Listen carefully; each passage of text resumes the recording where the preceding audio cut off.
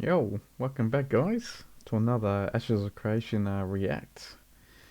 We're gonna do something just a little bit different today because this one's pretty long. So we're going to actually skip the Q&A as well because I don't want the videos to be that lengthy. So let's get right in. This is the second last one. We've got to catch up on out of like the big main ones. So let's go. Hope everyone is doing good as well. And yeah, welcome all back.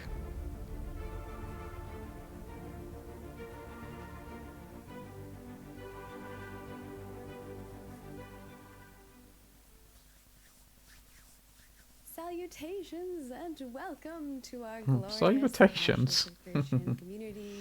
Welcome to our August development update. Hopefully everyone has had a very, chill month. No one's Shitty overheating or update, anything. nice. I know it's I been think a hot. few people Environment. might be overheating. Are you okay? I'm fine, although I am definitely a colder creature. I have this A colder philosophy that it's creature. very easy to make yourself warmer with just additional layers of clothing. You can't And take stuff off, and really. well, you can. It might be to the dismay of others around you, but there's really nothing you can do without technology if you're really hot. And You need that's like a just self fan. We need a little Ashes of Creation fan. yeah, oh, I have fans sometimes. I'll just point that fan on me and let it rip. All right. Well, we hope you all have been having an exciting month. And of course, we are always excited to share all the cool stuff that we have for you. And today we're going to take in a little throwback to our old ways. We're going to be doing Always? a studio update, environment update, character art update, design update. We're going to do all the updates. We've been Okay. showing off a lot of really cool stuff along the way these last few months, but we really want Yes. to share some things that we haven't gotten to share with you. There's Well, been some that and changes. yeah, not only the changes, but every now and then, and you guys don't always see this because we grab pieces of what we Bumped are your mic. developing, of course, sometimes months back or sometimes hot off the press. But along this past, now it's been a year since Alpha 1, we've made a lot of revisions across a lot of the design space. And we have changed some of the intended functionality for some of our systems. So today's stream is really Mm-hmm. going to be about catching up on some of those things. I know for those of you who are hardcore, die-hard, following the development, oftentimes you see information that you already knew about or you can find readily on the wiki. Today we're going to be updating some of that stuff, so it's going to be a little Speaking of which, meatier. get your Yes. little wiki typing hands ready because Oh, you're going to be needing to make some updates because there's things they be a changing. Okay. So before we get into that, we'll do our quick reminders. I'll try to be pretty snappy with them. We don't have too many this time around, but of course we have our spotlight for our question or our YouTube comment this month. Which, if you subscribe to us over on our YouTube and leave a comment when we upload this video, you too could also be spotlighted. But last You can month be we spotlighted, had guys. Tree Folk Druid who said, I don't know if it's going to be a thing, but I think the palms should sway in the desert wind. The same with the ooh. dunes and the sand blowing. Maybe that would be too intensive, but it would look cool. So what do you think Well, about that? I think first of all that absolutely, I agree. Palms should sway. Mm-hmm. We have a really actually dynamic approach that our tech art team has and environment team has helped to kind of um, to curate here on our end from a development perspective is how how wind blows through the trees, right? Mm-hmm. Oftentimes you'll be able to like set a wind speed and that will be a constant thing and you'll see the leaves of the tree moving all the time, but we actually have a variant that just kind of it emulates those stronger gusts and those lighter gusts, right? And that's something that you will see in the game. Good. One thing that is always at the forefront of our minds whenever we are creating visual tech art for things like wind and and the trees is performance. It is Mm-hmm. an incredibly important aspect. I mean, we are using Unreal Engine 5. There's some great things out of the box that help with that performance. But from our end, as an MMO development studio, everything is going to be about performance, and we're making sure that we're conscientious of that when we're including things like these wind effects on trees and foliage in general. So yes, you will see that the palms will be blowing at different times at different rates. And if you Good. didn't That's gonna see be our awesome. desert biome update or our seasonal update, um, I would implore you to go check it out. Some amazing art, and it's really going to give just the atmospheric element of Yeah. all the seasons, It's queued the up piece desert there. biome. It's just wonderful how the sand's moving and Mm-hmm. looks like it's Yeah, heat. and I I don't and know, I it's so think good. even some of the a little bit of the video showcase on some of that foliage in the desert realm. I think you see some of the wind blowing actually in those trees. Yeah, yeah. I think. Yeah. And of course, we have our cosmetic swap over that will be happening for the tip of the spear, which will be September 7th. So if you want to get those, snag those quick. Of course, these are going to be variants in the world. This helps us build the NPCs, creatures, buildings, etc. Design is going to be utilizing these to make variants of really cool stuff that you're going to battle in game, which is exciting. And of course, we have our dev discussion. We want you to head over to our forums and answer this for us. Would you prefer more traditional MMORPG main and off-tank roles, or would you prefer to see combat experiences with several tanks fighting? And of course, stay tuned next month for our next topic, which will be regarding gathering and PvP. And with Ooh, that, that's exciting. And real quick, I just want to go actually ahead. Yeah. point something out of that. I know we say this often, but those dev discussions are super, super helpful. And those of you who are going on the forums and participating and giving your thoughts and experience and everything that you guys contribute to the conversation, I can't say this enough. We can't say this enough. But when we have our community team take those responses and create these reports, they are shared through a meeting with the appropriate dev stakeholders, and we talk about, oh, that idea, yeah, we already have plans for that, right? Or that's an interesting thought, or maybe this isn't the type of idea that we should Mm-hmm. pursue, or we're going to see how their thoughts might change on something during testing, right? That's kind of like generally our approach. If those of you want, the purpose of this whole transparent process is for you guys to have a voice in expressing your experiences and your thoughts on what we're developing. So if you haven't had an opportunity to go participate in those, I Every piece of really want to information strongly helps. recommend that you Every piece take a of look at these dev information, discussions feedback. and you consider opining, because it is an important part of the process. And our community team is very interactive. So if you know, talk to us over on the forums or Discord or on our social media manager also, everyone's kicking butt. So you will get a response from us often. Mm-hmm. So yeah, Yes. thank you all so much. We appreciate it. And they work really hard on those reports. So it's very, Absolutely. I know from their perspective, when the designers or artists or engineers are excited to, go through those feedback pieces, it means a lot. And with Yeah, it that, does. And the community team does such a great job putting all that stuff together. they're very Cody, hard Rye, workers. Peter, they all put that stuff together very well off of our socials and forums, and it's in a nice cohesive spot, ready for review. And when Margaret sets that meeting up with the devs, so it's very helpful. Of course. And of course, we have some studio updates, so we'll go through those and then we'll get into the fun stuff. If you want to take that Oh, away, I'm Steven. so sorry. I completely Stephen forgot to zoned read the out. comments. I didn't mean to not do that.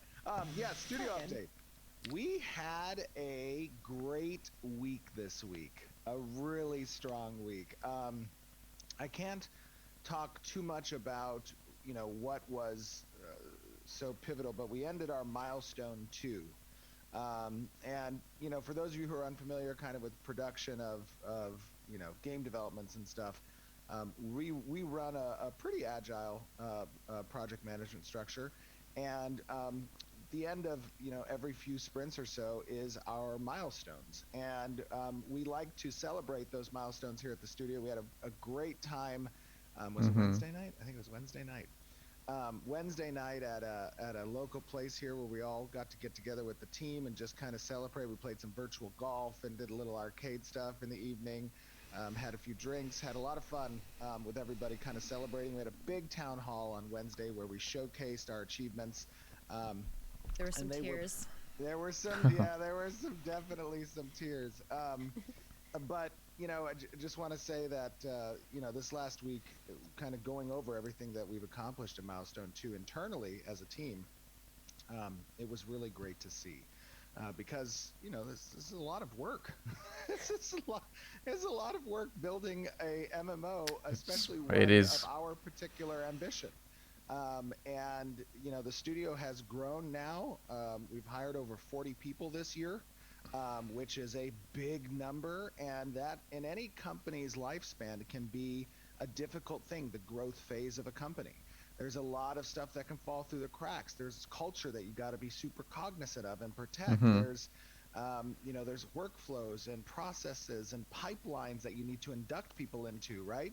And I want to say that our team has managed that very well. And I have been a part of growing companies in the past, and sometimes it is not done well. And when it's not done well, you can tell very, very quickly when processes start to break down. Or communication. Exactly. Correct. Yeah. One of those, yeah, absolutely. One of those components of good processes is effective communication. And those are facilitated by the team members. Particularly production helps in that regard, but also the leads and the new members of the teams, like it's Mm-hmm. all their responsibility. So what I just want to say is that this last week has been a great illuminator of just how far we've come this year. Internally, and I know you guys don't have 100% insight there, but I got to tell you from my perspective, it has been a truly phenomenal experience over this Good. last 6-7 months of the year. Other studio update, we are still continuing to hire. We're having a great success attracting a lot of talent. We have a pretty small window of acceptance rate from our applicants, about 1.4% on average a month, which Wow. it's nice to have that pick of the litter, so to speak, right? There's a lot of talented devs out there. If you guys don't make it through the process here at Intrepid, that doesn't mean you can't make it in the future. So don't let that be a discouragement. Go back, refine your skills, build your personal portfolio. That's the best advice I can give to those of you out there that are looking for a job in this industry and at Intrepid Studios in particular. We've had a lot of success internally with regards to the work towards Alpha 2. It's been very exciting to see. You guys are seeing Mm-hmm. little pieces of that each month. But otherwise, the studio update's been pretty great. For those of you who are saying Steven needs an assistant, there's a position up. There is. Oh my God. Oh, wow. Yes, absolutely. Please let me. Can I? Yeah, go for it. Can I just say this? Okay. For those of you out there who fancy yourselves an executive assistant that has intimate knowledge of game design, of MMORPG references, understanding pipelines and processes in this industry, are phenomenal at note-taking and communication or shorthand, can sit through really long lore and narrative meetings and design meetings with me and take action items and follow up on those action items. Like, if in a incredibly Make sure professional. Steven shows up to his meetings on time. Make sure I don't get triple booked for my meetings that I'm constantly having to juggle. That would be helpful. But if you know anybody who's like that, also send them our way just to apply. People were like, why can't you have Margaret do it? Homies, I already have enough departments to go. Can't be Margaret Steven's cannot do assistants. that. Margaret cannot do that. too. But yeah, we've They're saying Asmongold. That's been called. he's got He's got a lot of streams to stuff run. going on. Yeah, he's got to do streams. I guess he could just do the streams from the office. No, just kidding. Just kidding. All right. Anything else you want to mention? Good old on the Asmongold. studio side? No, that was interesting, plugging the executive assistant position on the live stream. We'll see how that works. Yeah. You're gonna get like a bunch of applicants. Just Good clip luck, Cameron. that. If you Sorry. could do me, if you could do me a favor, just clip that segment where I describe the position a bit, and feel free to share it. Perfect. But of course, everyone's very excited. It's big morale boost to see everybody in the office and Mm-hmm. to kind of celebrate together because we work really hard, and sometimes it's nice to look back and be like, "Wow, we accomplished a lot Yes, in just a few absolutely. months." So Yeah. amazing job And to the teams. also, Mike on our team, on Margaret's team, actually did an awesome job making a internal cut of some footage that we have of the studio from like back in 2017 to today. It's definitely a tearjerker. He I spliced in told him some afterwards. content creators too. It was great. I told him after I saw that because they kind of did it as a little bit of surprise. I had no insight to it until like literally yesterday, the day before, and I told him I am often impressed, but rarely surprised, and Aw. I was definitely surprised by I'm sure that. he was he was so proud of that. Yeah. He's been working really hard. Honestly, everybody has, but he definitely filled up many cups of tears from people, Yes. especially those of us who have been here for so long too. I think Absolutely. it's crazy seeing our journey, and it's not even over yet.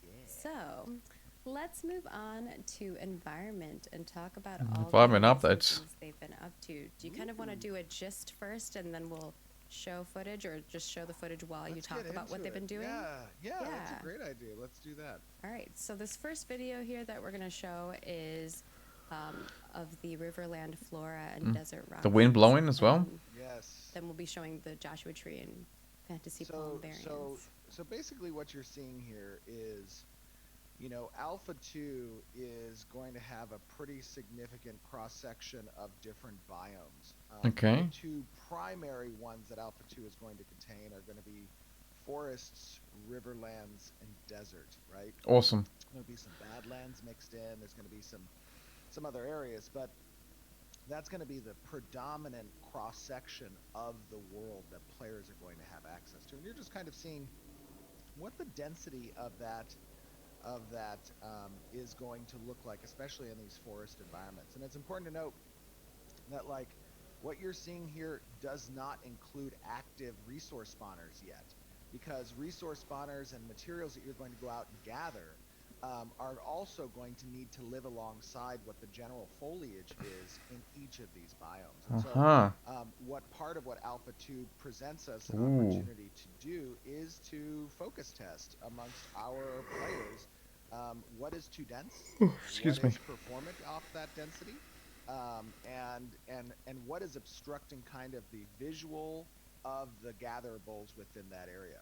Mm-hmm. You're also seeing some of the wind right now in those palms. If you Yep. look at the leaves, you can see the one in the Mm-hmm. distance there, the close up. You see that variant wind demonstration that's in those. And these are some of the foliage that environment's been creating as part of what's capable of creating an interesting desert biome. Because many times in the games that probably we've played, the least interesting biome type tends to be a desert. Yeah. And it's been Plain always and fun boring. as I've experienced in the MMOs I've played is like, what how do they spruce up a desert? And one of the interesting things you're going to see in Alpha 2 Ooh. is how the desert also adheres to seasons and has weather and has giant dust storms and Yep. clouds You have to make it within lively. which there are interesting creatures that Mm-hmm. might not normally be present unless for that particular weather. That's going to be very interesting as well. You saw a little bit of the sand tornado capabilities with the dust devil kicking up both in the weather presentation as well as a little bit in the desert reveal. And you That also piece saw there some looks awesome. ambient effects that live across the top of those dunes, where you're seeing winds of sand getting blown across in the distance. And here's the key point: graphics don't make a game fun. Mm-hmm. Systems make games fun, Yep. but graphics make those systems far more enjoyable. Of and course. and that is kind of the perspective that we have with the game. You can have a great game that has very little compelling immersive qualities and finely made art, But if you have a game that has great systems and lives alongside with that Game this mechanics, incredibly etc. immersive atmosphere and zones from which you get to play in, it is the best of both worlds. And that's That's kind right. of You our get the objective, cake right? and the cherry on the top. So that's what we want to focus on. As from an art perspective, we've attracted an incredibly talented group of people. We've had, you know, people that have just made some stellar things in their career, and really this is the time to shine with Ashes of Creation with what they're doing. There is no bound beyond the creative freedoms that are afforded our artists. They run the show when it comes to visuals, right? And that is I think something that is going to be wholly unique in Ashes of Creation that you guys are going to get to experience. Yeah, and it's one of those things where you just kind of have to realize too that art is being made parallel to those systems. So a lot of Yeah. people are like, why are you focusing on art? Because art we can show, right? A lot of the systems Mm-hmm. are You got to play code and those. design, Yeah, and you play know, like those. you have to experience them to really see Absolutely. them in action.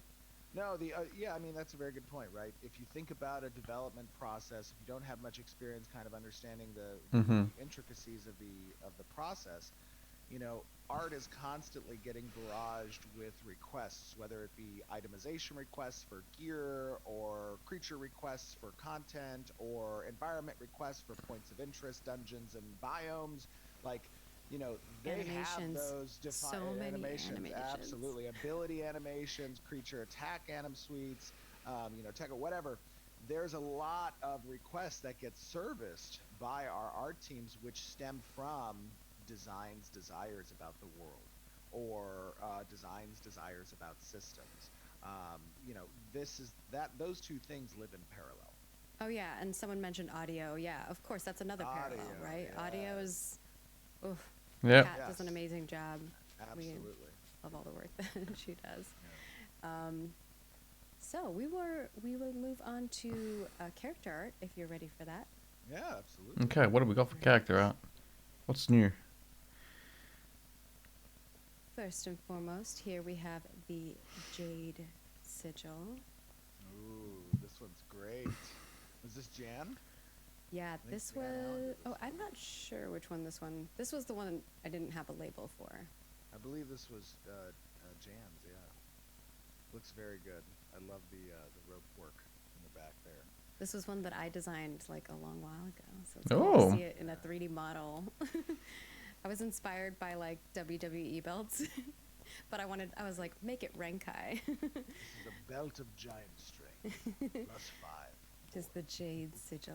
Just- And then we have the Trawlers guys, which is it's by got James fish as on well. there. What the heck? It's got what? This Ah, one was yeah. designed quite a long time ago. Those fishers out there Hmm interested in some fishing, maybe? A fishing, This is one like of transmog. the sets that I designed for the Nikuin. Ah, Now you're somebody got the seeing it. somebody got the Pathfinder reference. Buttercup Clover. Nice job. Good job, bud. There's a lot of Buttercup. Pathfinder. Oh, by the way, did you know, Stephen, last month they Yes. got a bingo. Who got a bingo? They got a bingo, the chat did. Because, you know, they do like a community bingo sheet. Oh, no way. Yeah. That's cool. Did they win a prize? I don't know. Oh.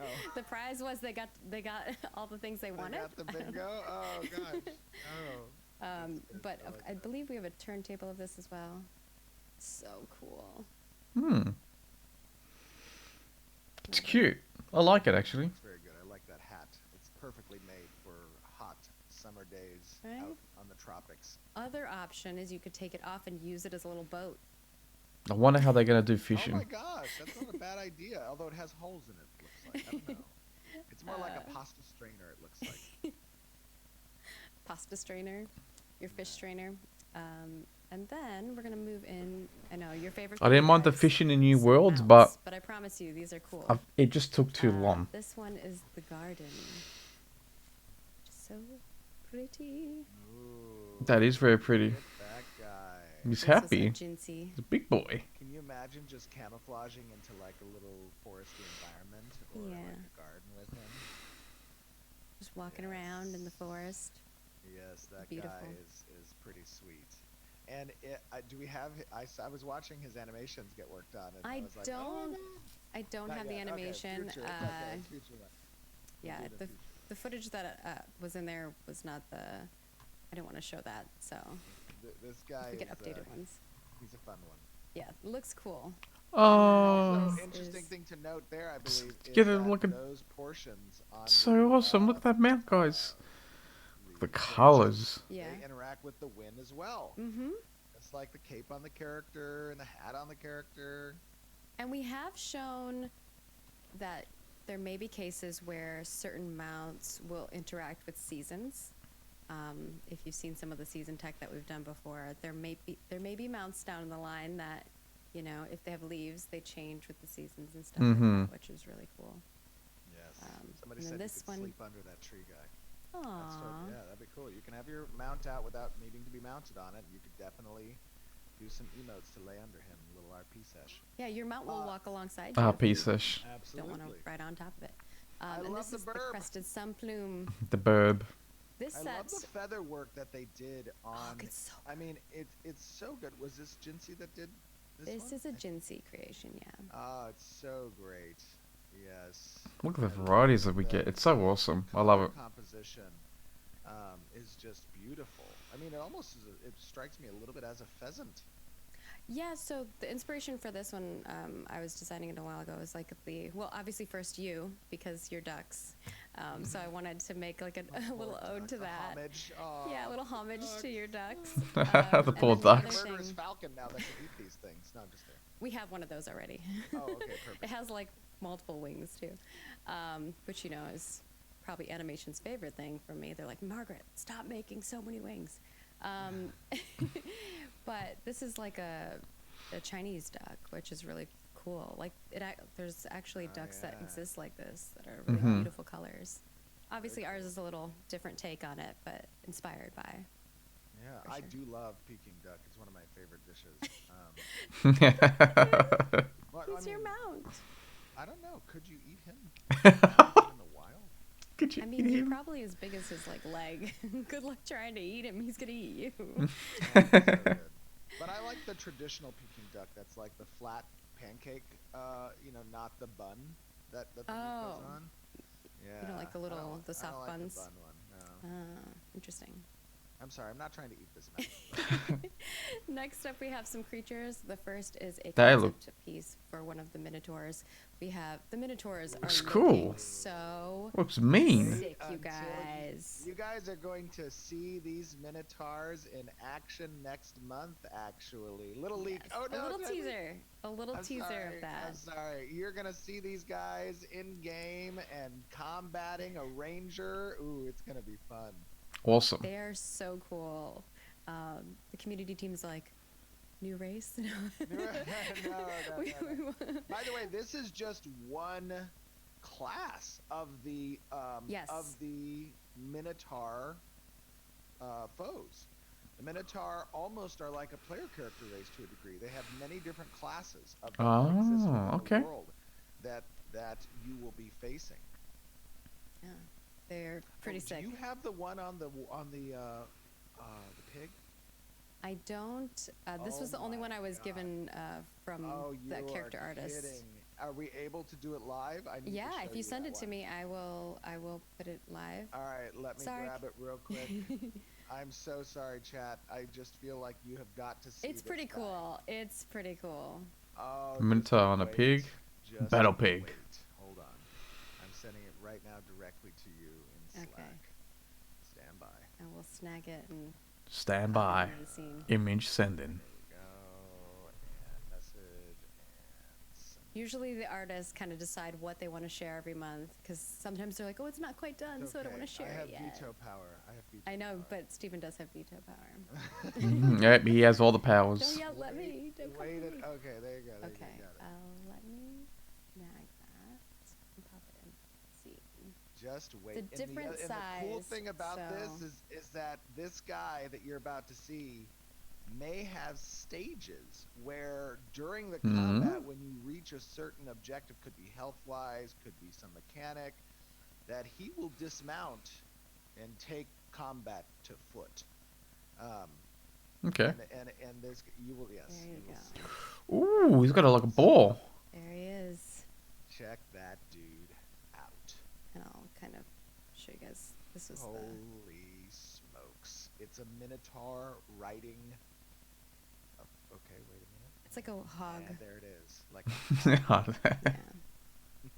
Warhog. Warhog. The warhog. zoom in on it a little bit. Just zoom in on the detail. Yeah, I can try to zoom in a little. And bit you more. guys have seen how close our modelers, our extraordinarily talented character artists, bring to life concepts very close to what the concept originally is. And just wait until you get to face Do you want me to this zoom dude. on him or the hog? Yeah, just zoom in on him, on his Okay, face. on I his love face. it. All right. I let just me- really like the detail. And I believe Lloyd, our concept artist Lloyd, has been doing these. He's been an amazing job, Lloyd. Mm-hmm. Looks good. Pig. Sick. Minotaur man pig. Minotaur man Can you get pig. closer? Can you get a little closer? Yeah, I probably can. Closer. Can you get closer? Yeah, I can get closer. Get it. How close you want? Like in the eyeball? Just like have the face be like, probably 50% larger.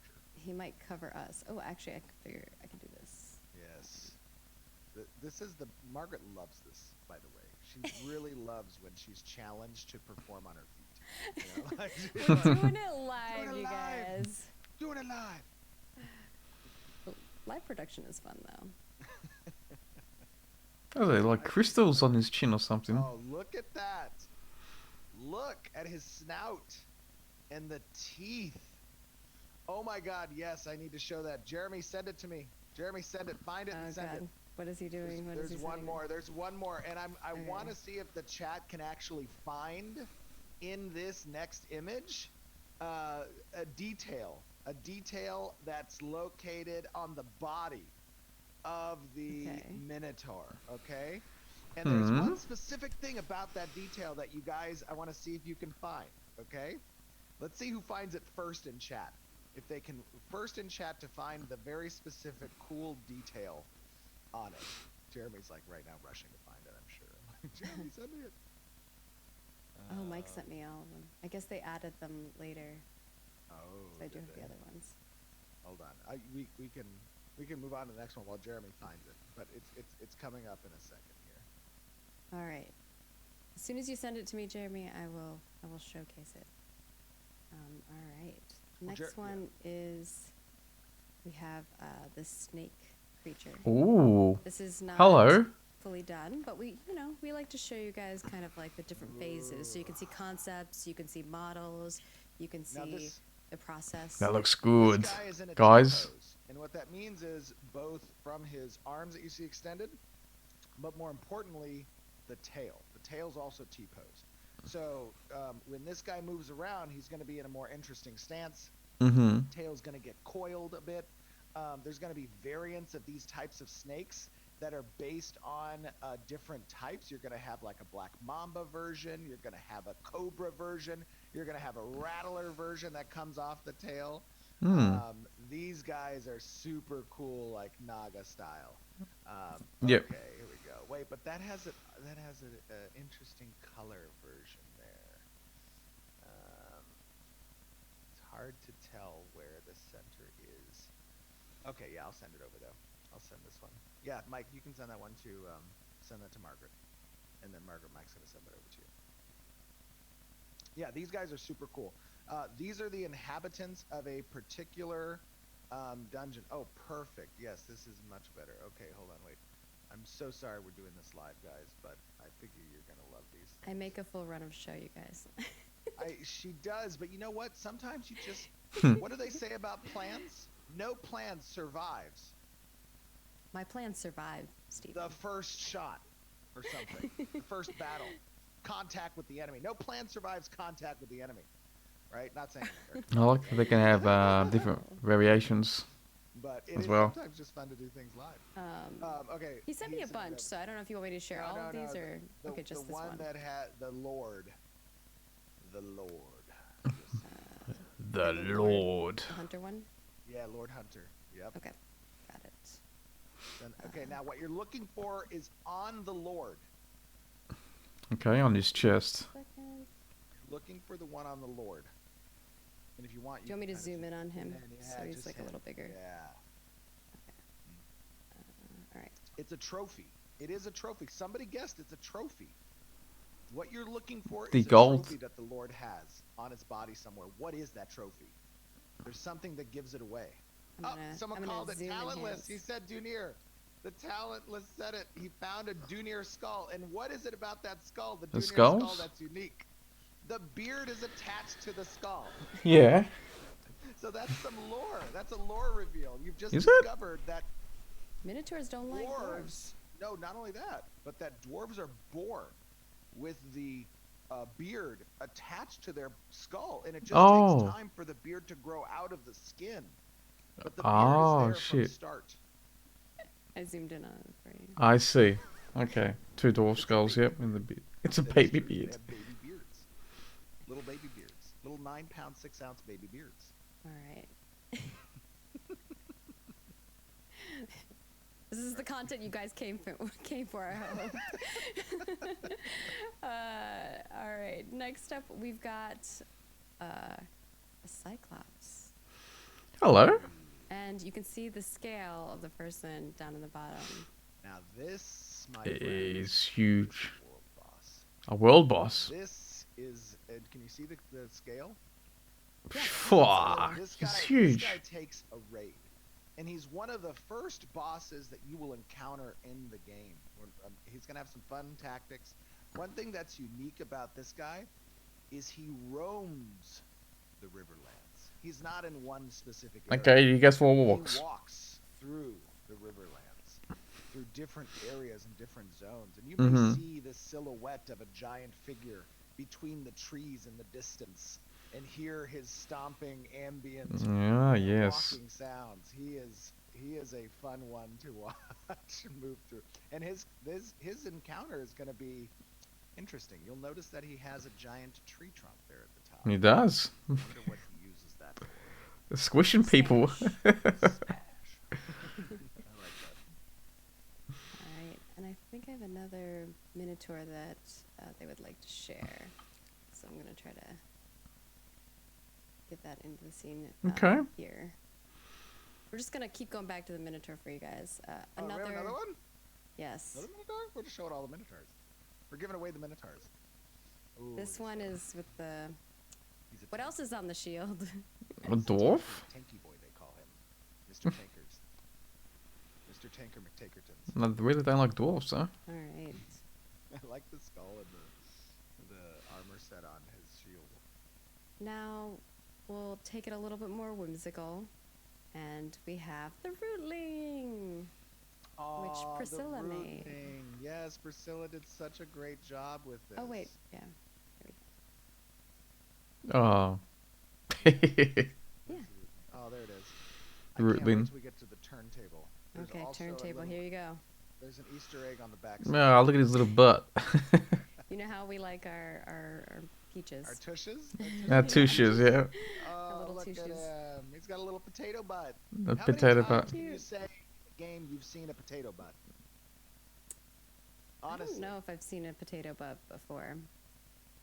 That is so cute. Mr. Potato Man doesn't have potato butt. He just has like a one lump. This is a thick potato. This is a pretty thick potato. Yeah, fake potato.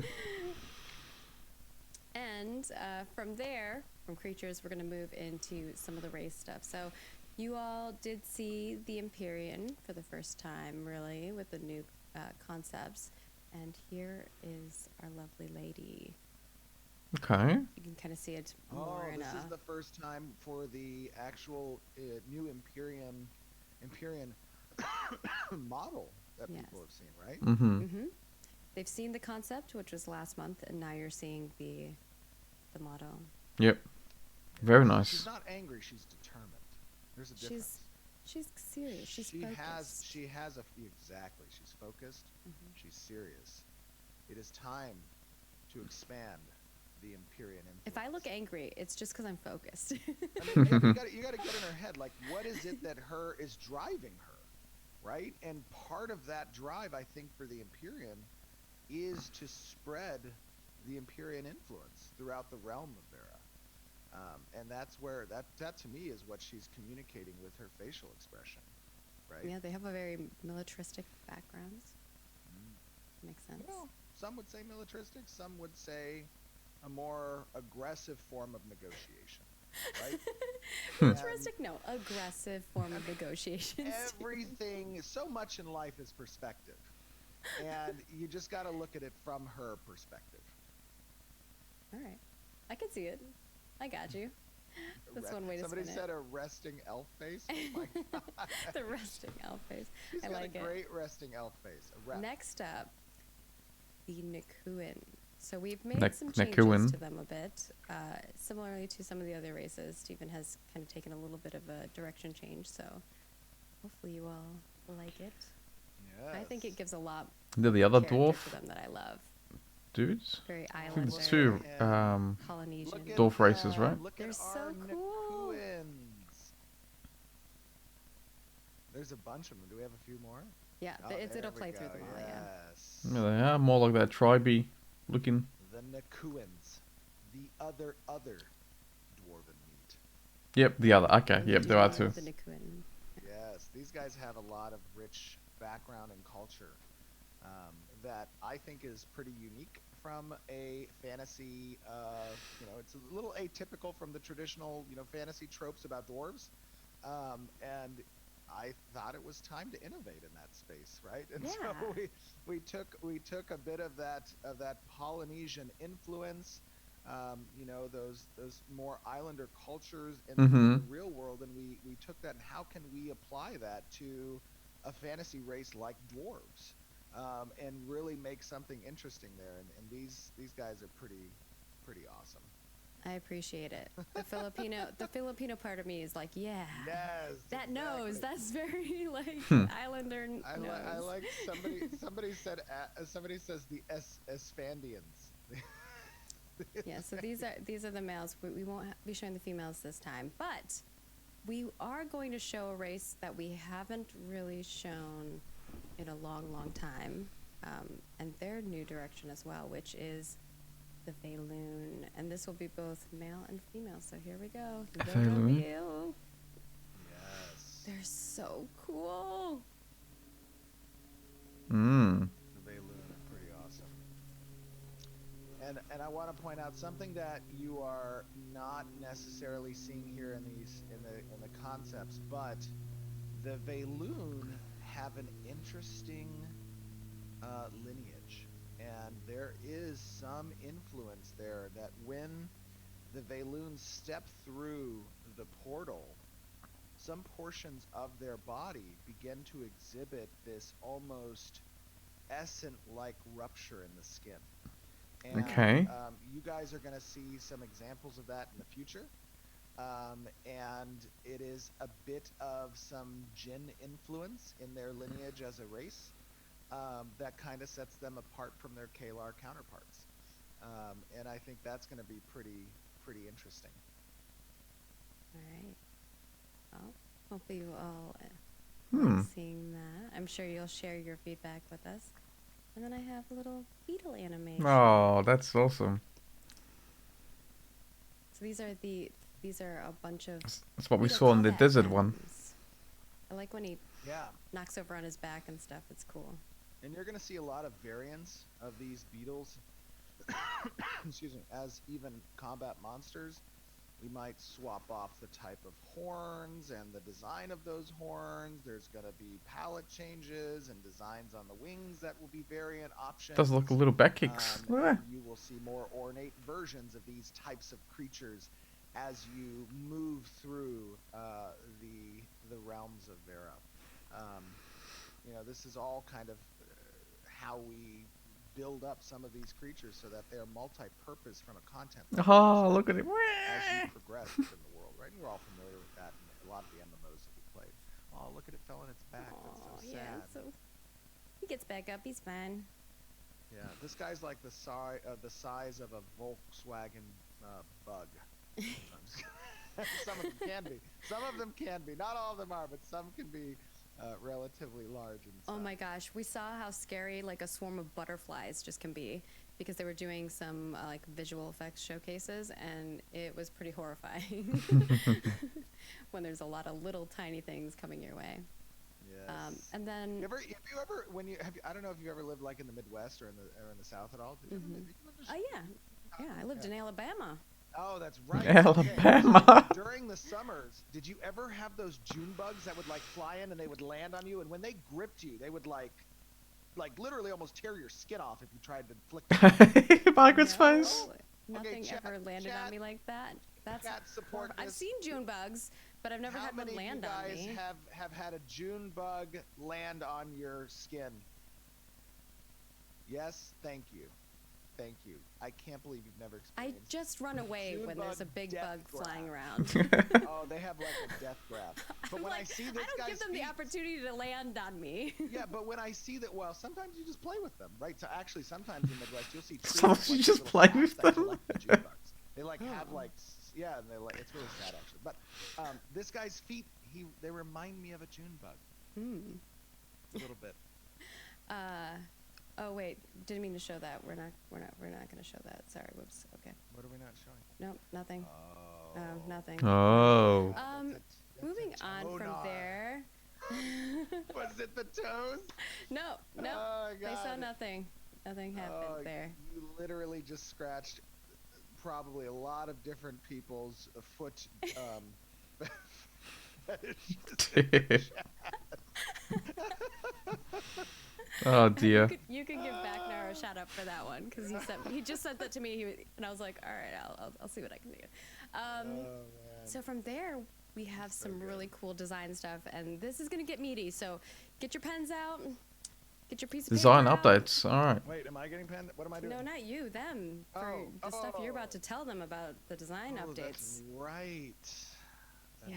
right. So, you want to preface the first part here of all the amazing stuff they've been working on. What are we and showing first? Let's start with the We start with the world map? Yeah, let's start. I think that's the best Ooh. way to start. 'cause I'm it not kinda seeing the world sets map in precedent for a good everything while. else. All right. Oh, let me Let's see if they show us a picture. All right. I'm ready. So, We're a little wacky today. what I Sorry, would you like to say guys. before I know, you know what? It's the end of a really long week.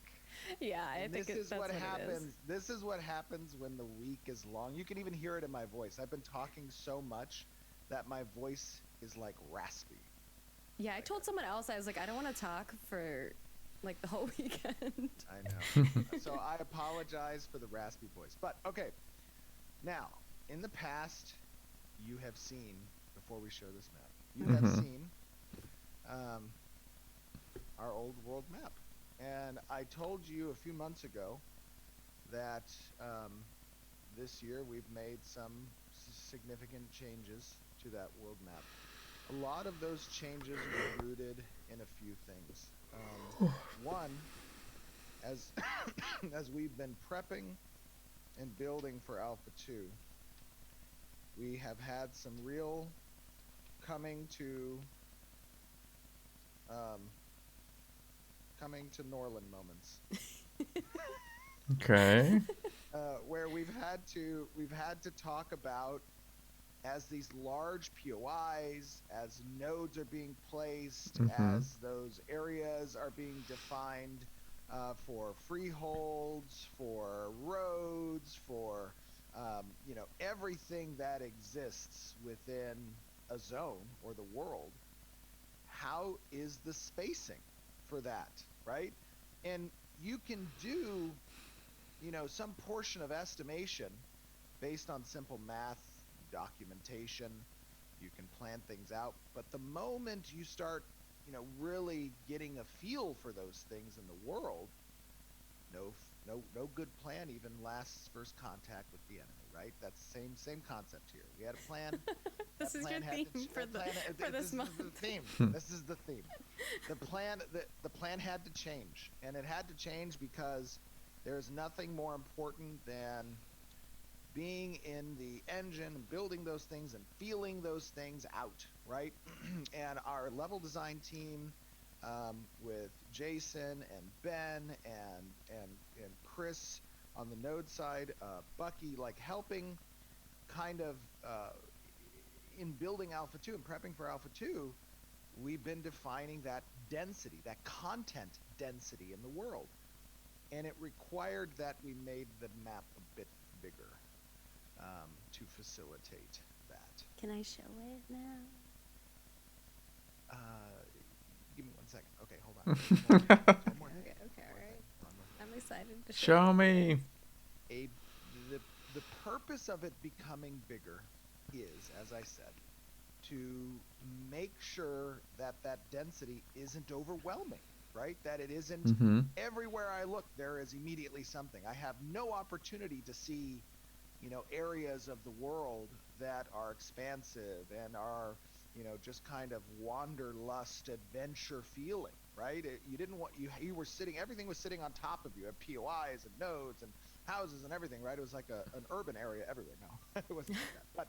But we wanted to expand that because a large portion of the game is a sandbox element, right? It's coupled with a lot of curated content, but that's that sandbox element. So what you're about to see is also going to include a change in some of the continents that you previously knew, in their shapes, in their orientation. Okay. You're going to see two new, very large islands also that were incorporated for a lot of the naval play as we've been doing naval play. So now, with that being said, we shall show you the new world map in all its 1,200 square Holy kilometer. moly. That's actually huge. Gorgeous. It's actually very Pretty. nice. So while they're looking at this, can you go into more detail on the specific landmass changes and why you guys made those? Yes, I think you absolutely. started with talking about the Yes, Absolutely islands as gorgeous. well. absolutely, absolutely. So you're going to see some names here, a little bit of a reveal of some of these locations and these areas, and you're also, of course, seeing similar the biomes that are present as well. But more importantly, what you are seeing is the orientation of these continents and these islands that are facilitating specific types of intercontinental trade gameplay. And Okay. they support the relevance of these caravans moving across the landmass to locations that will now incorporate these harbor areas, which aren't identified on the map here. We didn't want to share that ahead of time, of course. But I had Mike remove a lot. He of the moved a lot of layers. removed a I lot of know, stuff. There were many yeah. layers. We'll show some more of this stuff as we move on, but in future streams. But the important part was providing a lot of coastal naval gameplay between these zones and I trade see. routes between land-based. Now, if we talk about the surface area of the land compared to that of the ocean, let me bring up my handy little spreadsheet that I had with that stuff there. Okay, here we go. When we talk about the size of the world land area, that is, the ocean and lakes are roughly 750 square kilometers of space. So much. And on Excuse me for the land, yawns. you have about 450 to 480 square kilometers of land play. So there's not too much that has been added on the land side, as there has been greater separation between the continents, Mm-hmm. a reorientation of those continents, additional bays that have been included, and those two major islands that are on each of the ends. And by the way, those islands are a throwback to, we added those as a throwback to part of what happens in the story from the original Ashes of Creation Pathfinder campaign some decade plus ago. So there's The a original lot of map fun there. of this was from your campaign. I know, we had a lot of that stuff. So now, when we talk about the Underrealm, which I know it's a lot of conversation about Underrealm, Okay. Other realms. the Underrealm is intending to be bespoke segments of Underrealm territory that are available around areas of choke point in the world map that are above ground which are provided for caravan transit across the world. So those caravans, as they're approaching these choke points on land, Mm-hmm. they will have alternate route options to go down into the underrealm and to try to traverse that space as opposed to the choke points. I see. And that is a very important part. So this underrealm map, which we'll reveal in a future stream, you'll have kind of an idea a little bit about where those underrealms live as a layer across this overland area. That is an important part about land transit and, of course, caravans. So what I'm going to talk to you now about, which has you guys I don't think have received this in the past, is kind of context around movement speed and the distance traveled between nodes and what those are currently hovering around. So when we talk about how long it takes to run across a node, to move across a maximum sized node, which is Mm-hmm. a stage 6 metropolis stage, it takes around 2 minutes and 50 seconds for you to run entirely from one end of a metropolis's plug to another end of a metropolis, which is a significant amount of time, of course. If you're mounted, that'll take about 1.5 minutes, Okay. or 1.67, I guess. um, if you are trying to move from node to node, and it's important to note that node to node, this doesn't mean that it's a built node to a built node. This means it's a directly neighboring node you're moving to. And sometimes that node might not be active, right? Because it's been locked out from advancing due to the stage of a node to its neighbor. But the distance traveled between, without a mount, just running, is about 5 minutes from node to node. While moving from the center of a node A to, let's say, node B, if you were mounted, it would take you roughly 3.5 minutes or so. I'm sorry, actually, it would take you 5 minutes from center to center. From side to side, it would take you about 3.5 minutes. If you were to move across the height of the world map down to the other location of the world map of one continent, let's say, that would take you about 50 minutes. Now, Okay. here's the interesting thing.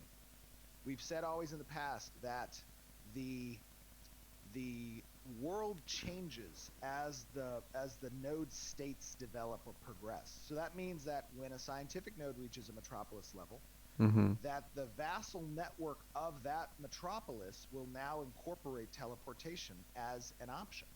And in that sense, you may feel travel very differently between the start of a server and the server 4 months down the line. And that is meant to accompany, that progression is meant to accompany the advancement of the average player population as well, right? If you travel So, around, yes. I don't want to interrupt you, but people No, are no, wondering if you said absolutely. 50 or 1515. So I just want to clarify for them. 50. Yeah, 50. Yes. Absolutely. From the top of one So continent 50 minutes. On to the foot, bottom. right? Not And on that a is, mount. oh, sorry, that is mounted. Mounted. Okay. On foot, it is 75 minutes. There you go. Yes. I got you. Apologize. Thank you. Thank you. So, why is travel important? We've talked about this in the past. You know the reasons why.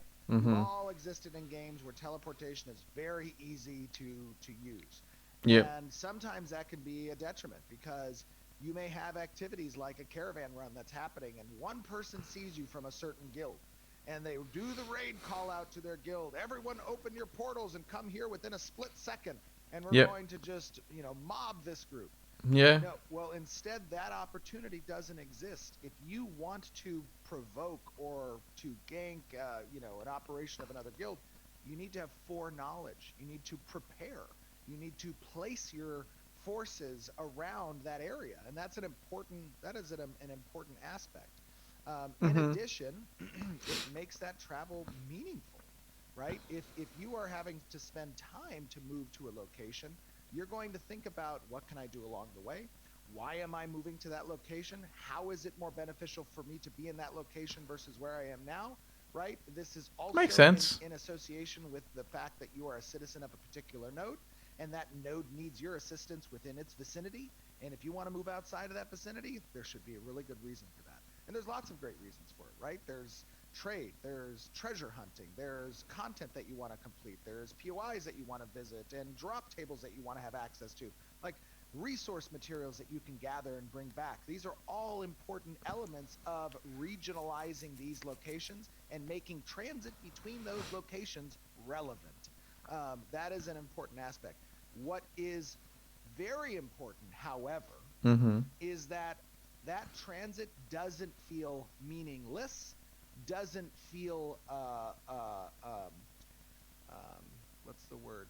Doesn't feel tedious, right?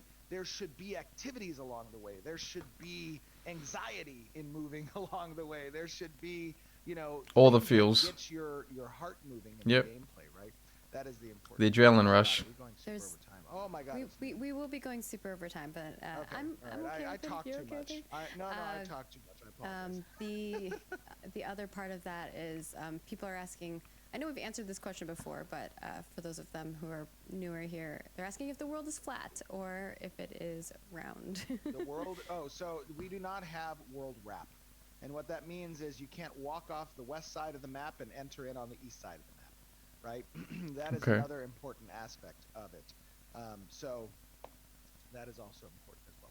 All right, All right. what do we have next? So in this segment, we also wanted to kind of talk about how the players will interact between PvP and the open seas. And I don't know if you want to go into a little bit more Good detail. call. Naval Good combat? call, good call, Yeah. good call. Thank you. No problem. All right, so another important change that has occurred is the open seas is now an automatic flagged location. Oh. So when you move off of land, right, Mm-hmm. we have a flagging system that protects.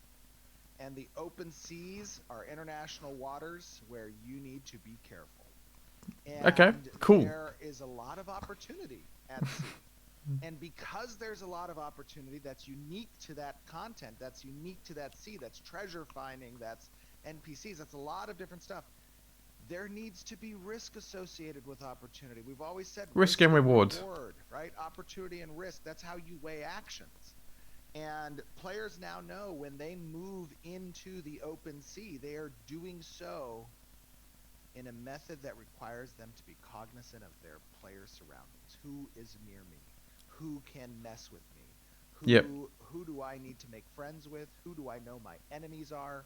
Mm-hmm. Who can I forge alliances with? How can I create flotillas of protection? Right? These are things that adds a dynamic of political intrigue. And the seas are a great place for that. We always know about the stories of like privateering and the ability to kind of work under anonymity.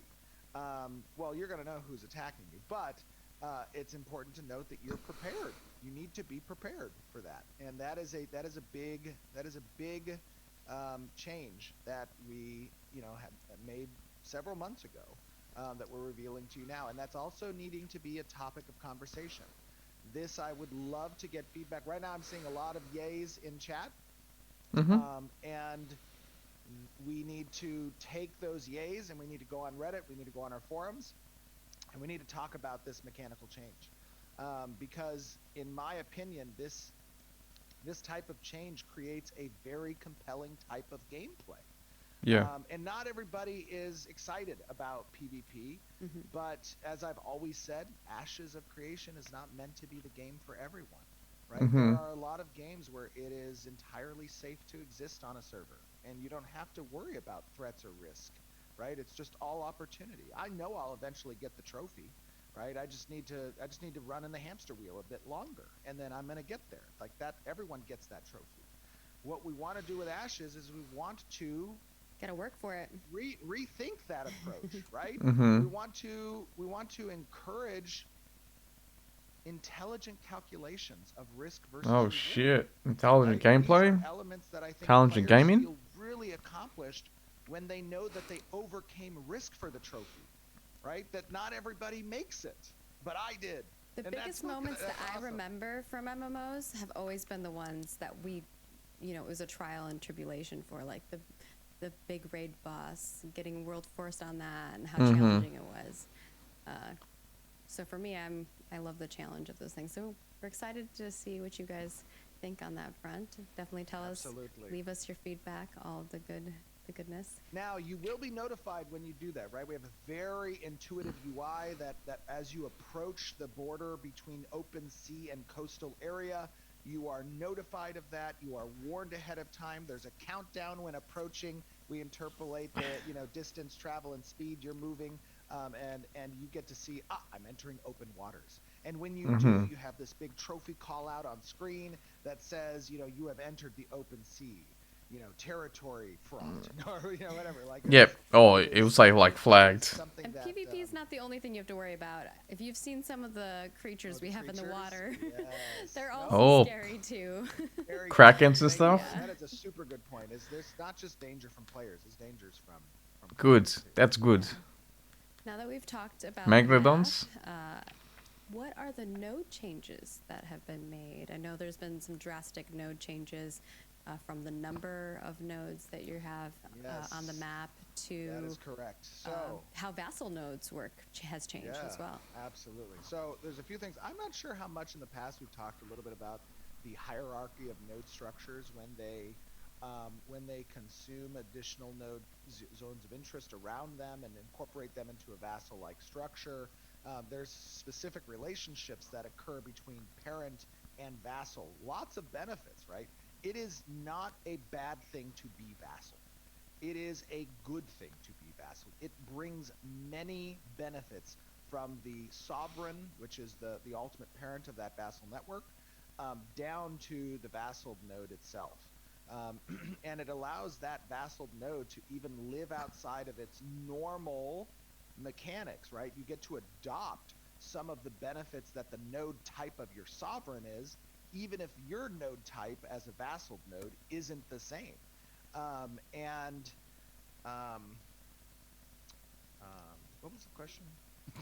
How many, How many nodes? Thank you. how many Thank nodes? you. Yeah. So we have moved from 103 nodes 103. to 85 nodes. And there's Okay. a few reasons for that.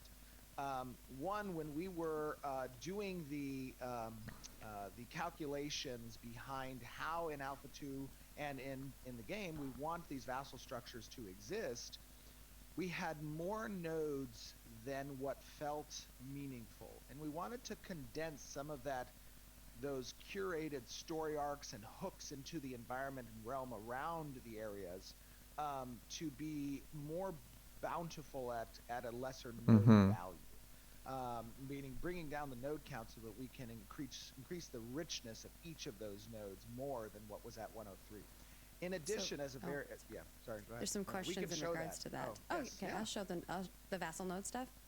Yep, absolutely. We can show the vassal. So there's a couple questions here. One is, does that mean there's going to be less housing for people? And then the other element of that is, because the world map is so much larger, are we going to increase the amount of players that are on a server, which currently we've stated is 10,000 per server? 10,000. Yeah, Yeah. 8 to 10,000. Right now, we are still keeping the concurrent server population at 8 to 10,000. Although I will say this, that our networking team has been doing an absolutely phenomenal 8 to 10,000. job on our custom network solution. You guys saw it in Alpha 1 with the density of players that we had available during our castle sieges. Felt very fluid. There was not a lot of rubber banding. There was, performance was good. Now, what you are seeing here is the vassal node structure. And this vassal node structure tells you what it looks like for a sovereign at a level 6 metropolis stage, and what it can control at a maximum vassal network is 2 level 5 nodes, of which a level 5 node can control 1 level 4 and 1 level 3 as direct vassals, and then the 4 can control a 3, and every 3 can control a 1 or a 2. Now, if the 3 gets removed through siege, the 1 or the 2 is removed as well. So that's an important distinction between 3's vassals, which technically isn't really a vassal relationship because there's no citizenships possible. Those vassals don't exist between 3 and X, but they do exist between 4 and 3, 5 and 4, and 6 and 5s. And what this also allows is that because there are 85 nodes that are within the world, we have a buffer zone of about 20 nodes that lives in a max server state. So if you had maximum 5 metropolises form in a world, Mm-hmm. you will have a number about 20 nodes that can live alongside those metropolis networks. And when or if a metropolis falls, that extra cushion of nodes around the 5 metropolis structures allows for the map to be redistricted in a way that is unique. It doesn't mean that one of the fives is just going to pick up where the last 6 left off and form the same exact metropolis structure from a territory perspective. It has ancillary nodes to play with and expand towards that redistricts the map so that if a metropolis falls, Mm-hmm. there's a significant difference in the layout of the world, in Okay. the layout of these almost nation-like territories. And that's one of the important aspects of that. Right. Somebody said, too many neurons firing. It was a lot, and obviously for those of you who maybe don't know how you take over cities and things of that sort, definitely check out our other content. We share a lot of that information. I know that we do have some vassal node information up on our website that will need to be adjusted with this new information, so we may put some new information out there as well. But Yep. And by the way, yeah, I just exciting. want to showcase, as we look at this vassal node network, we talked about a lot of benefits that get conferred down from the sovereign or the parent to the vassals. But what we didn't talk about was the benefits that the parents or sovereigns receive. And of course, that lives in the realm of taxation. I noticed that there was some commentary by content creators and some communities about concerns of other games that collected taxes within nodes. That's what I've been saying. Guilds got to use those taxes. It's very important to note that taxes are a 100% sink. They do not go into the hands of players. When something gets taxed, mayor doesn't have access to it, guilds don't have access to it. What happens is the nodes get the taxation. Okay. And someone manages the node, and that's usually the mayor. But if a node needs to start a construction project, if they need to hire defenses mercenaries, if they need to improve the equipment, Then the mayor does all that? if they want to activate commissions and or buy orders, if they want to do a lot of stand-up social organizations, all the things that nodes do comes out of that treasury and comes out of the maintenance and generation of resources that the node has access to. Nobody gets to take that gold. Okay. There is not a power conferred to guilds or players by being mayor. That is a very important part that we need to make sure people understand and are aware of. Okay. We've said that for a long time. But one other thing is that as a vassal feeding the parent, when the vassal reaches its cap, it overflows experience up to the parent, right? And so it can be very good early on for parents to get vassal nodes that are very productive, that have a lot of traffic, right? They do something, right? And you kind of want to capitalize on that as a parent node. But in addition, the parent node also gets that taxation as well, and that's an important important aspect. And then just to clarify, because you have mentioned that there's 5 metropoli as the maximum amount of level 6 nodes you can have. Is that 5 still for both the upper realm and under realm, or? That is 5 across the world. Yes, that is 5 entirely. All right. Metropoli. All right. Metropolisali. Do we want to transition over into talking about one of the new system which is like policies, which we haven't really talked a ton about? Policies? Absolutely. All right. So this is. Excuse me. These are just some examples that I'm going to have in the background playing. So. Oh, nice. You have examples? That's cool. Yeah. Oh, yes, absolutely. Awesome. So it is important to note, one of our I great think there's technical about 5%. designers, Jason Neal, has been Great harvest. working heavily on the concept of happiness and policies. And these are some of the things that citizens get to vote on that are proposed by their mayor. And it's a very short voting period, but nodes have a number of slots that they get to employ as government policies that are enacted and chosen by the mayor and voted on by the people. And certain policies get unlocked by certain happiness states of the factions within the node. Mm-hmm. And those happiness states are predicated across different achievements that can happen in the world, story arcs that get finished, bosses that get killed around you, new buildings that get constructed. Lots of different things can contribute to that happiness value. Number of citizens you've had leave, number of houses that it might have been foreclosed upon. Like there's lots of different things that influence that. But when the happiness is met at a certain point, and even without that happiness, you can still have policies that you get to enact regardless. You may choose policies that do certain things for the node. And this is a big strategic decision that the node has to almost agree on because it's voted on by the citizens within a short time period, but elected by the outstanding mayor. And when you deploy a policy, it confers benefits to the citizens or to the area or to specific buildings or to the mayor, or there's a lot of different things that policies can influence. And policies exist within certain denominations. You have some policies that might be reflective of the culture that the node is representing, and you get access to those cultural policies. You have some policies that might become available because you've constructed a certain building type and now you've attracted a guild of NPCs that are weaponsmiths. You might have some policies that are social organizations representative. You only get to build one social organization. Or temple, which religion does the node follow? All of Mm-hmm. these are customization points that the city gets to choose. And now you as a citizen get to identify the city that best aligns with your progression within the game and your game style and gameplay, right? So those are elements of how you make your home. Sorry, I see Yeah, you. there's some questions in regards to if those policies affect just the metropolis or the city that you're in, or if they trickle down to the vassal nodes as well. Very good question. Yeah. So we talked a little bit earlier when we were talking about the vassal structures, that Mm-hmm. some of the benefits you can receive by being a vassal of a certain parent is access to a policy that your node might not normally have access to. And in fact, you can See. also unlock an additional policy slot based on certain conditions that the parent or sovereign node may have access to in their reliquary or in their achievement systems or in policies that they've elected.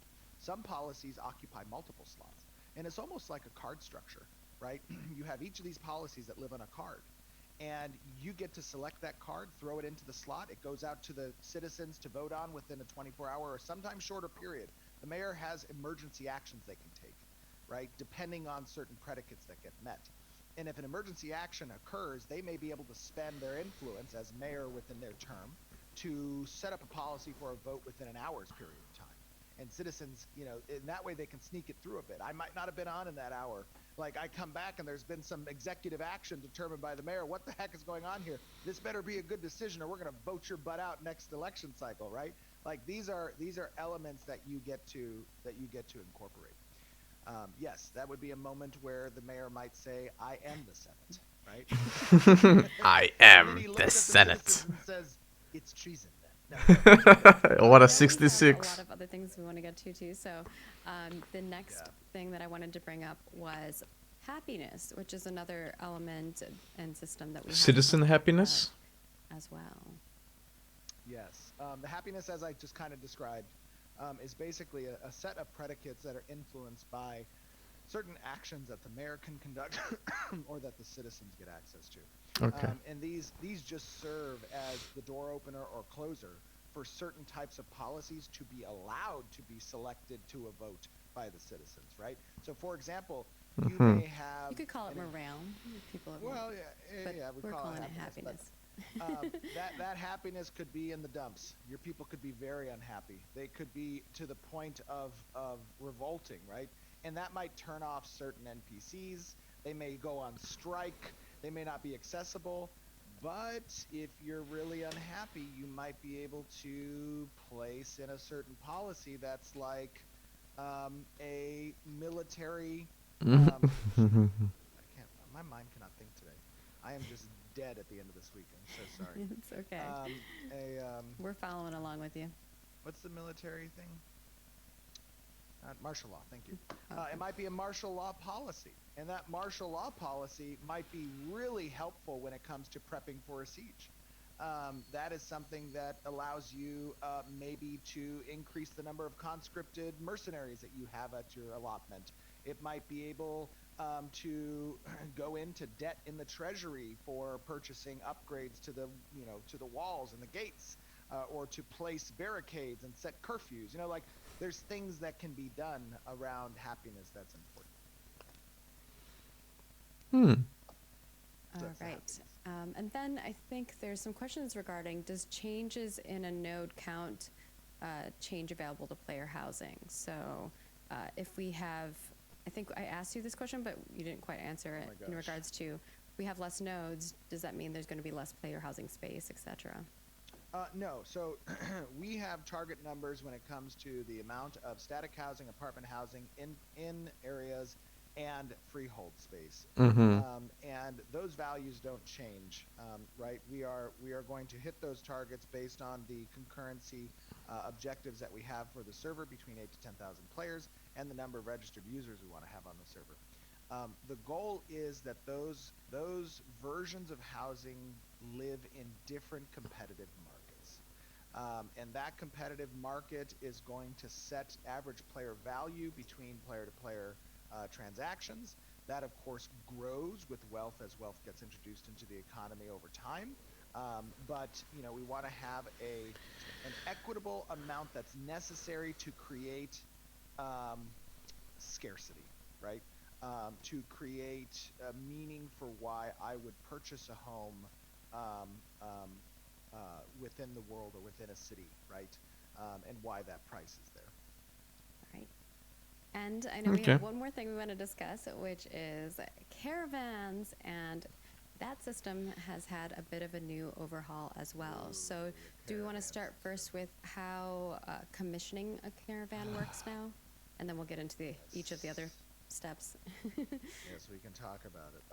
And I'm just going to play kind of a slideshow of some of the cool If Oh. I could caravans. ask one of my producers, actually, who might be watching the show, to order lunch for my writer's sink that I have after this, that would be great, because I totally forgot to do that.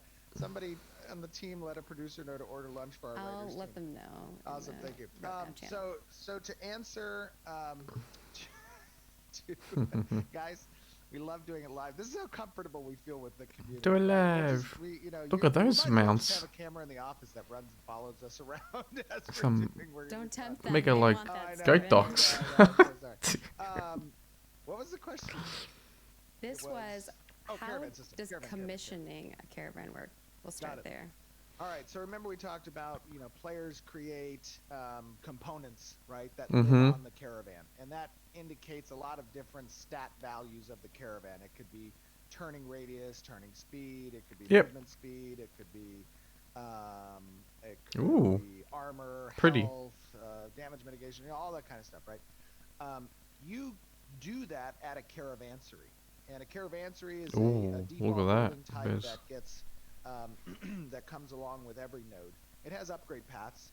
The node can upgrade that caravansary building for certain features that are beneficial. But when you want to launch a caravan, you must first had a caravan that's constructed at the caravansary.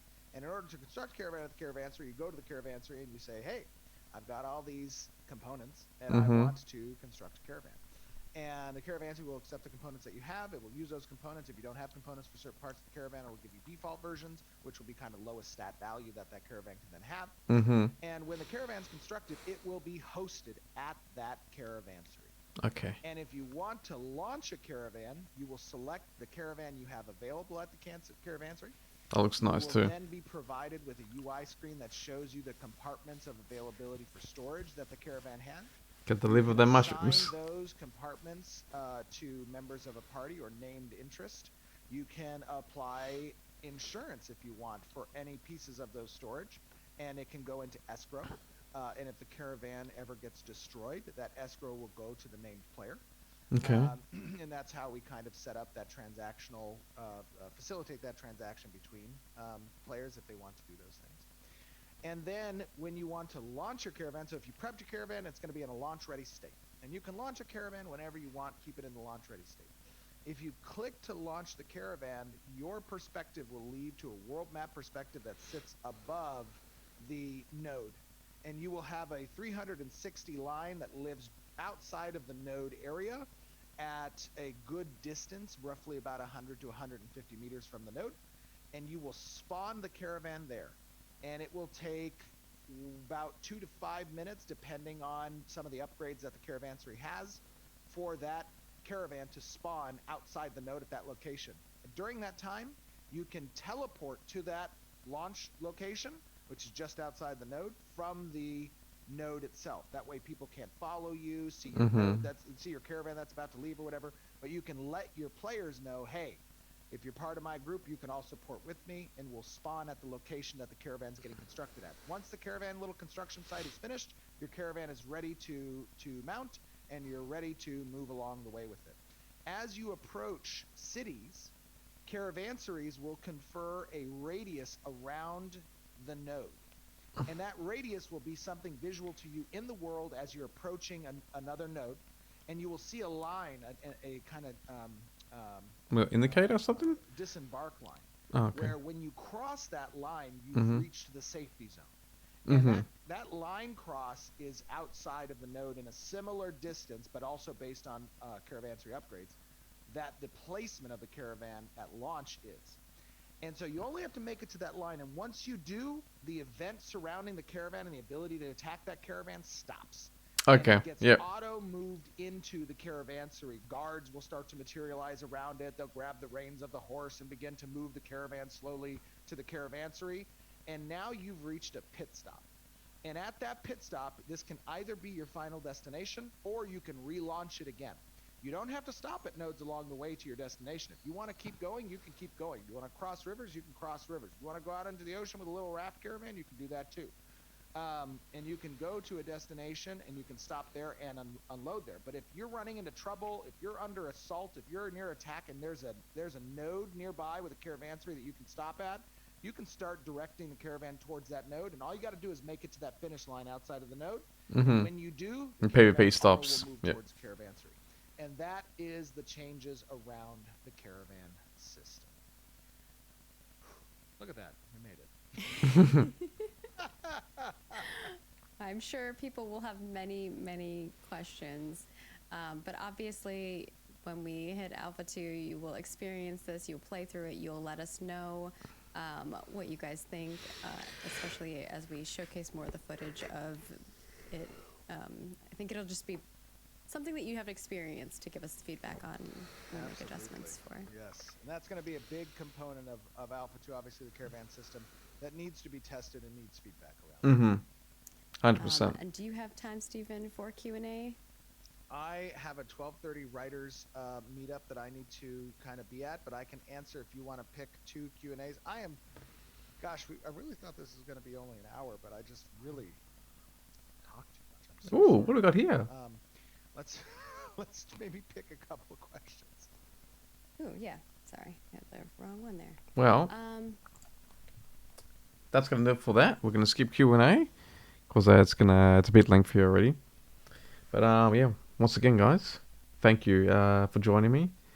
If you've got any thoughts on the video, drop them in the comments. I'll be peeking. But yeah.